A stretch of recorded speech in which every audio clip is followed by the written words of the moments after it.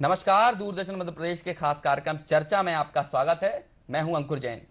26 मई 2014 भारतीय लोकतंत्र के इतिहास में निश्चित ही ये तिथि लंबे समय तक याद रखी जाएगी। यही वो दिन था जब पहली बार किसी गैर कांग्रेसी दल ने पूर्ण बहुमत से अपनी सरकार बनाई और देश की जनता ने करीब 10 सालों बाद एक बड़े परिवर्तन को साकार होते देखा। अब की बार मोदी सरकार, सबका साथ सबका विकास, हर हर मोदी, घर घर मोदी और अच्छे दिन आने वाले हैं जैसे कई उम्मीद से भरे नारों स्लोगन के साथ प्रधानमंत्री नरेंद्र मोदी के नेतृत्व में एनडीए गठबंधन सत्ता पर काबिज हुआ। और आते ही प्रधानमंत्री ने अपने कई क्रांतिकारी फैसलों से लोगों के दिलो दिमाग पर आशा का संचार भी किया। फिर लगातार एक के बाद एक 50 से ज्यादा योजनाओं को लागू कर अपने किए वादों को यथार्थ के धरातल पर उतारने में सरकार संलग्न हो गई। ये सिलसिला अभी भी जारी है। परिवर्तन की इस बयार में जबकि सरकार के 2 वर्ष आज पूरे हो रहे हैं, ऐसे में जरूरी हो जाता है कि बीते 2 वर्षों की उपलब्धियों का मूल्यांकन किया जाए। आगे बढ़ने से पहले जरा पीछे मुड़कर देखा जाए। सरकार के बीते 2 वर्षों के कार्यकाल पर, विभिन्न सरकारी योजनाओं पर, सरकार की उपलब्धियों पर या रह गई कुछ कमियों पर हम आज के अपने इस कार्यक्रम में चर्चा करेंगे। और इस चर्चा में हमारे साथ हैं 3 खास मेहमान।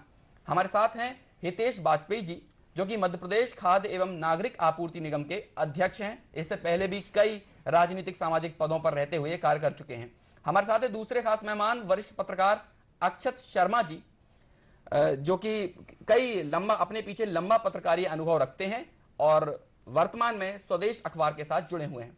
इसके अलावा तीसरे विशेष अतिथि के रूप में हमारे साथ हैं समाज सेवी और युवा नेता डॉक्टर जिनेंद्र शास्त्री, जो समाज सेवा से जुड़े हुए कई कार्यों को करते हुए निरंतर चर्चाओं में रहे हैं और कई बड़े मंचों द्वारा इन कार्यों के लिए इनका सम्मान किया गया है। इसके अलावा राजनीति के भी बड़े पदों पर ये काबिज रहे हैं।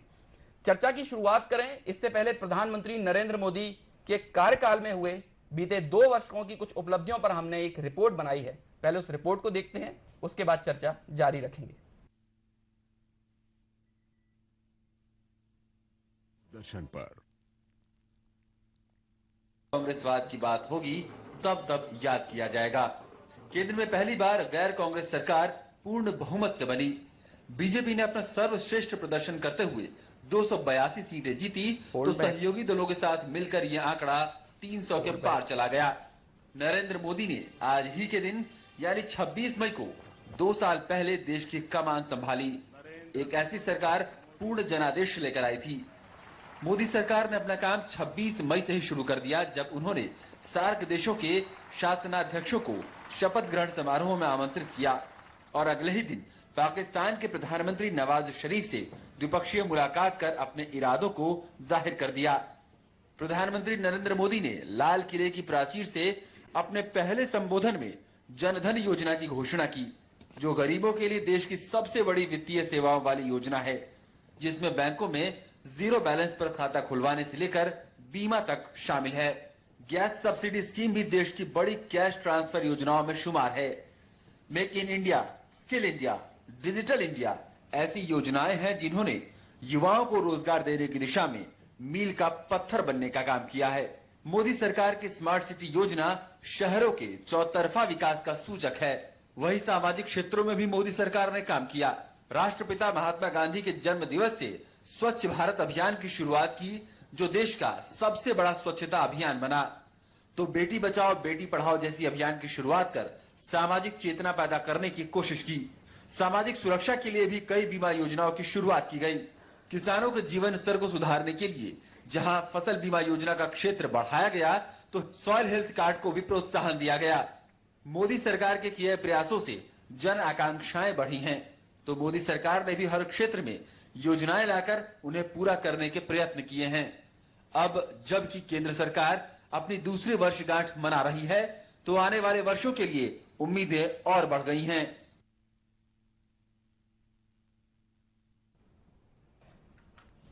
निश्चित तौर पर आने वाले सालों में हमारी कई और उम्मीदें अब सरकार से बढ़ गई हैं। चर्चा की शुरुआत करते हैं। जिनेंद्र जी, प्रधानमंत्री जी के विदेशी दौरों की काफी आलोचना देखने को मिली है। लोगों ने इसे मजाक का विषय भी बनाया।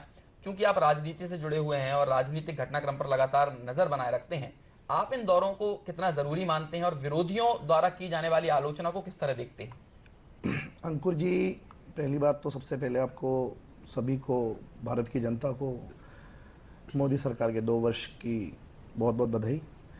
जैसे कि आपने कहा कि क्या नज़रिया है ये सरकार मोदी सरकार के साथ में जनता की सरकार है जी। और लंबे समय के बाद जनता को ऐसे लगने लगा है कि हमारे बीच में एक बहुत सहज व्यक्ति हमें सुलभ मिला है।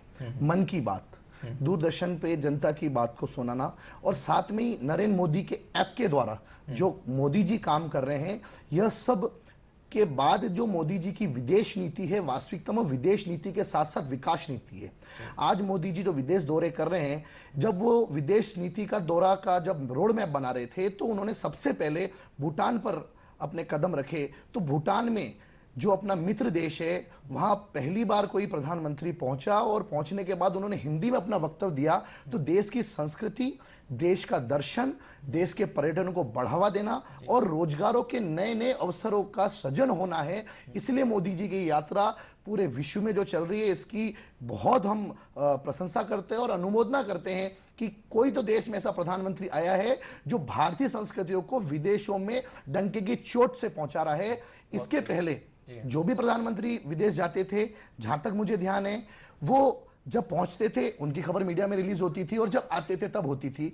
लेकिन पहली बार ऐसा देखने में आ रहा है कि देश के प्रधानमंत्री विदेश जा रहे हैं तो उनकी पल पल की खबर युद्ध तक जारी है, बुजुर्गों तक जारी है, महिलाओं तक जारी है। और जापान में जाकर वे वहां के राष्ट्र नायकों से चर्चा करके वे बुलेट ट्रेन लाए।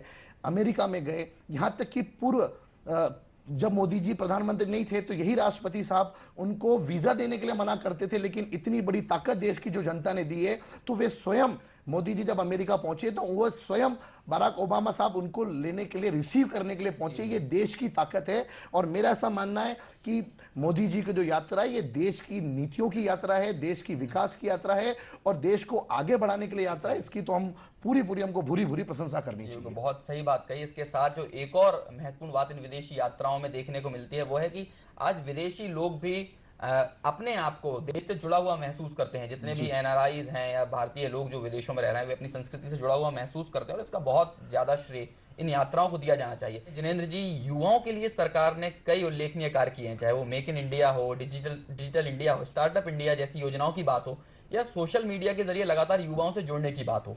युवा शक्ति के प्रति प्रधानमंत्री के इस विशेष अटेंशन को लेकर आप क्या सोचते हैं? जैसा कि मैंने पहले भी आपको अंकुर जी बताया कि आदरणीय माननीय प्रधानमंत्री जी मोदी जी ने इस बार ये पहली बार देखने में आया कि किसी देश के प्रधानमंत्री ने सबसे ज़्यादा युवाओं के प्रति प्यार दिया। और वे अपने भाषणों में कई बार कह चुके हैं कि भारत एकमात्र ऐसा देश है जिसके पास में 65% युवा है, यानी youth power is a nation power. उनको ये ध्यान में आया है कि वास्तविकता में युवाओं की शक्ति राष्ट्र शक्ति है और मोदी जी युवाओं के प्रति बहुत आकर्षित थे। इसलिए उन्होंने युवाओं के लिए एक महती योजना लागू की, मुद्रा योजना, प्रधानमंत्री मुद्रा योजना, जिसके अंतर्गत ये कोष तो हाँ, जैसा कि भाई साहब ने बताया था, 20,000 करोड़ से ये योजना लागू हुई थी। लेकिन 2 करोड़ से अधिक युवाओं को हम 80,000 करोड़ का लोन दे चुके हैं। यानी एक युवा जो स्किल डेवलपमेंट के अंदर, कौशल विकास के अंतर्गत कुछ करना चाहता है, कुछ कर गुजरना चाहता है, जिनको यूथ कहा जाता है, जिनको युवा कहा जाता है, और वह अब किसी पर आश्रित नहीं रहे, वो खुद अपने दम पर, सरकार के दम पर, वो सरकार ने उनको लोन दिया और सरकार ने उनको कहा कि आप खड़े हो, हम आपके साथ हैं। इसका दूसरा चरण स्किल डेवलपमेंट के बाद में, जिसको अपन स्किल इंडिया के नाम से योजना को महती योजना बता रहे हैं, इसका दूसरा जो भाग है, पार्ट है, वो है स्टार्टअप स्टैंड अप। यानी मोदी जी ने युवाओं को इतना स्नेह दिया कि आने वाला भविष्य, आने वाला जो अंतर्राष्ट्रीय मानचित्र पर विश्व गुरु हम इस देश को बनाना चाहते हैं, वो मोदी जी इस अभियान के द्वारा बना देंगे। क्योंकि इस देश के अंदर 81 करोड़ युवा हैं, वैसे युवा पूरे विश्व में हमें देखने नहीं मिलते हैं। और अंकुर जी, मोदी जी ने अपने छत्तीसगढ़ के नेशनल यूथ फेस्टिवल के वक्तव्य में कहा था, रमन जी जब अभी मुख्यमंत्री हैं, तभी उन्होंने कहा था कि मैं इस देश के युवाओं को कहना चाहता हूं कि वे मनस्थिति, युवा यानी मनस्थिति, उन्हें एक नई परिभाषा दी, युवा यानी मनस्थिति वाला। मनस्थिति यानी क्या? मोदी जी ने उसको एक्सप्लेन किया कि जो भी यूथ अगर भूत का सोचता है यानी वो बुढ़ापे की ओर अग्रसर हुआ है, तभी वो भूतकाल को याद कर रहा है, बीते हुए दिन को याद कर रहा है। वो युवा नहीं हो सकता। उन्होंने अपने विषय को आगे बढ़ाते हुए कहा, यानी युवा वही है जो आगामी सपने को देखे, भविष्य के सपने को देखे, वही वास्तविकता में युवा है। और मोदी जी ने उसी वक्तों में यह भी कहा था, हाल ही में असम के भाषणों में भी युवाओं को संबोधित करते हुए मोदी जी ने बात कही थी कि युवा का विपरीत करो तो वायु बनती है, और जिस प्रकार से वायु पूरी गति के साथ चले तो वो तूफान भी ला सकती है, नष्ट भी कर सकती है, और लेकिन सही दिशा में चले तो वो देश की दशा और दिशा बदल सकती है। यह काम मोदी जी ने किया और श्रमेव जयते जैसे नारे मोदी जी ने दिए। यहां तक कि छत्तीसगढ़ के उस नेशनल यूथ फेस्टिवल में मोदी जी ने एक बात और कही थी कि 15 अगस्त के दिन मोदी जी ने स्वच्छता अभियान का नारा दिया था, और 26 जनवरी उसकी एक लाइन डिसाइड की थी कि 26 जनवरी के लिए सभी युवा इस स्वच्छता अभियान में लगे, अपने घर के आसपास की मूर्तियों की सफाई करें। आपको ये बताते हुए मुझे गर्व हो रहा है कि इस देश के युवाओं ने 26 जनवरी के पहले ही स्वमेव जो देश के महान सपूत हैं, जो महापुरुष हैं, जो गलियों में, मोहल्लों में, चौराहों पर जो मूर्तियां लगी रहती है, उनके लिए युवा बढ़ चढ़कर हिस्सा लिया। एनएसएस के द्वारा, नेहरू युवा केंद्र के द्वारा और एनसीसी के द्वारा, इसके द्वारा ये पूरे अभियान को उन्होंने जिंदा रखा। और ये मोदी जी, आज ये सरकार जनता की सरकार के अलावा युवाओं की सरकार है, ऐसा मेरा मानना है।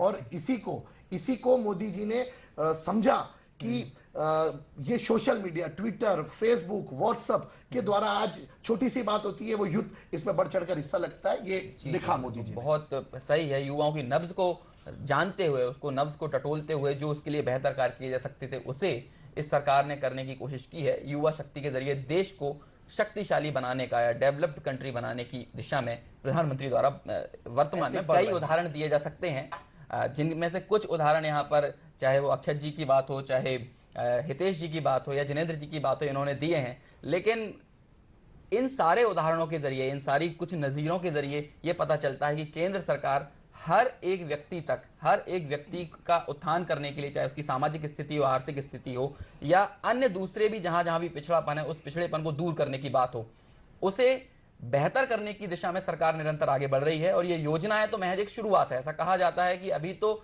सिर्फ ये योजनाएं अपने शुरुआती चरण में 2 साल हुए हैं जी, अभी महज 26 बाकी हैं, 2 साल हुए हैं, अभी 3 साल और बाकी हैं।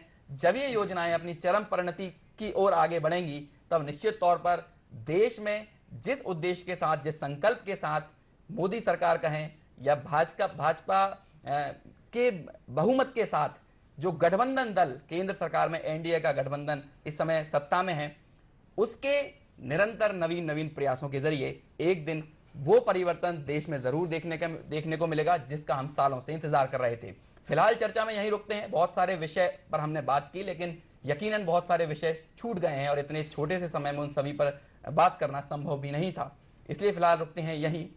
अगले हफ्ते जब आएंगे तो कई दूसरे मुद्दों पर आपसे पुनः रूबरू होंगे। तब तक के लिए पूरी टीम को दीजिए इजाजत। हमारे तीनों मुख्य अतिथियों का भी मैं यहाँ पर आभार जताना चाहूँगा। रुकते हैं यहीं। अगले हफ्ते कई सारे दूसरे विषयों के साथ पुनः हाजिर होंगे। नमस्कार।